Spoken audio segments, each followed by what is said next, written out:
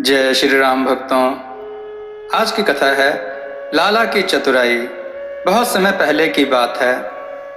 राजा के दरबार में एक दिन राजा ने अपने मंत्री से पूछा कि चारों वर्णों में कौन अधिक चतुर होता है।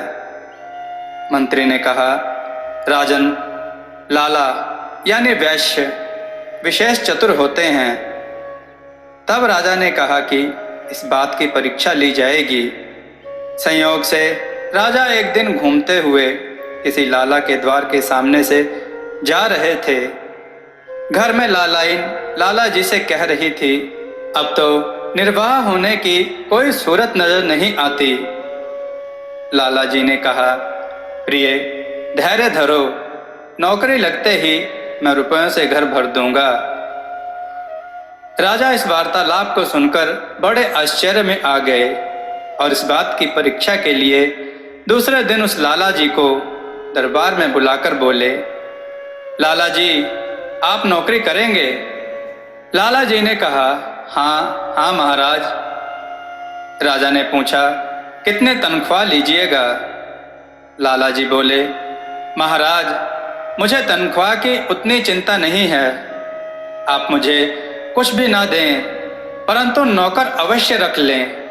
राजा और आश्चर्य में आ गए और लाला जी को बिना तनख्वाह के नौकर रख लिया। लाला मूंछों पर ताव देते हुए बोले, राजन, अब मुझे कोई चिंता नहीं है। रुपयों का तो मैं बात ही बात में ढेर लगा दूं, परंतु आप मुझे कोई काम दें।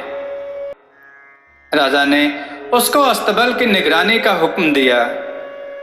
दूसरे दिन लाला जी अस्तबल में पहुंचे और घोड़ों की लीद उठा उठाकर सूंघने लगे। यह देख घोड़ों की देखभाल करने वाले डरे और हाथ जोड़कर लाला जी से बोले, लाला साहब, आप यह क्या कर रहे हैं? लाला जी बोले, कुछ नहीं, यही देख रहा हूं कि घोड़ों को ठीक ठीक दाना घास दिया जाता है या नहीं।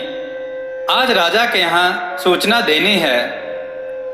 यह सुनकर वे घबरा गए और हजारों की भेंट लाला जी को नित्य प्रति देने लगे। 1 महीने के बाद राजा ने लाला जी को बुलाकर पूछा, आपने कितना रुपया पैदा किया? लाला जी ने कहा, महाराज, 50,000 रुपये। राजा बड़े आश्चर्य में आ गए और लाला जी को वहां से हटाकर नक्षत्रों को गिनने के काम पर लगा दिया। लाला जी तारे गिनने लगे।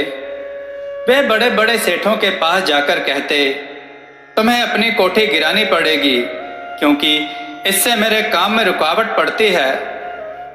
बेचारे सेठ 1000-2000 देकर अपना पीछा छुड़ाते। इस तरह फिर 1 महीना बीत गया।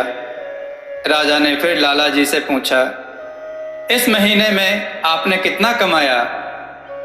लाला जी बोले, 1,00,000 रुपए। दूसरे दिन राजा ने लाला जी को आज्ञा दी, तुम नदी के तट पर बैठकर उसकी लहरें गिना करो। आज्ञा पाते ही लाला जी बस्ता लेकर नदी के किनारे जा डटे और जो जहाज अथवा नाव आती उसको रोक देते और कहते कि ठहरो, जब हम लहरों को गिन लें तब ले जाना। बेचारे व्यापारी जहाज़ों के रुकने से अपनी हानि समझकर हजारों रुपया लाला जी को देते। इस प्रकार राजा ने सोचा कि इन्हें अब ऐसा काम देना चाहिए जिससे किसी तरह आमदनी ना हो सके। राजा ने 1000 मन मोतीचूर के लड्डू बनवाकर एक घर में रख दिए और लड्डुओं को इधर उधर बदलने के काम में लगा दिया। तो लाला जी ने इसे भी गनीमत समझा। वे नित्य लड्डुओं को इधर उधर बदलने लगे। अदलने बदलने में जो चूरा झड़ता उसे अपने घर भिजवा देते।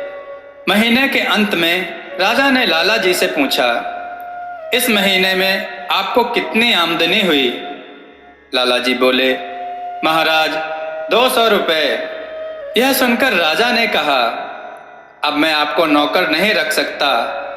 लाला जी बोले, धर्मावतार, ऐसा ही कीजिए, पर दरबार के समय रोज 1 मिनट मुझसे एकांत में बात कर लिया कीजिए। इसके बदले मैं आपसे कुछ न लूंगा, बल्कि उल्टे 5,000 रुपये नित्य सेवार्पण करता रहूंगा। राजा ने स्वीकार कर लिया। वे नित्य दरबार के समय 1 मिनट लाला जी से एकांत में मिलते और 5,000 रुपये प्राप्त करते। कुछ दिन बाद राजा ने लाला जी से कहा, तुम्हें इससे क्या लाभ होता है जो 5,000 नित्य खर्च करते हो? लाला जी बोले, महाराज, इसकी बदौलत आजकल मुझे लाख रुपए रोजाना की आमदनी है। राजा चौंक कर बोले, वह कैसे? उत्तर में लाला जी ने कहा, आपके दरबारियों से आपके रुष्ट होने की बात कहता हूँ तो वे मुझे रिश्वत देकर आपको प्रसन्न करने की चेष्टा करते हैं। इसी से मुझे आजकल लाख रुपए प्रतिदिन की आमदनी होती है। राजा यह सुनकर बहुत बिगड़े और लाला जी का सारा धन छीनकर उन्हें राज्य से बाहर निकाल दिया। रास्ते में लाला जी को कुछ भिखमंगे मिले। लाला जी ने उनसे कहा, अजी, भीख मांगने में तुम्हें कुछ लाभ नहीं है, इसलिए तुम लोग मेरे यहाँ नौकरी कर लो।